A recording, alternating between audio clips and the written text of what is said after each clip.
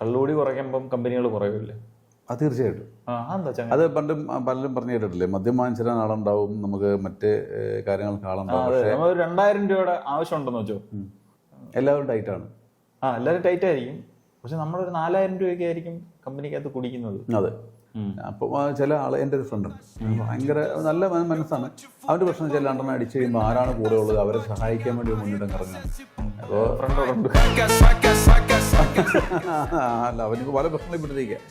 അവനിതുപോലെ തന്നെ അപ്പം പരിചയപ്പെട്ട ആളായിരിക്കും. അയാൾ എന്തെങ്കിലും പറഞ്ഞാൽ അപ്പം ഇവൻ അതിന് അയാളൊക്കെ സഹായിക്കാനായിട്ട് മുന്നിട്ട് ചാടി ഇറങ്ങി എല്ലാം ഏറ്റ് പുള്ളി തന്നെ വള്ളി പിടിച്ച് എങ്ങനെ കളിച്ചാൽ 1.5 ലക്ഷം കടവാക്കിയ പുള്ളി അങ്ങ് മാറുള്ളൂ.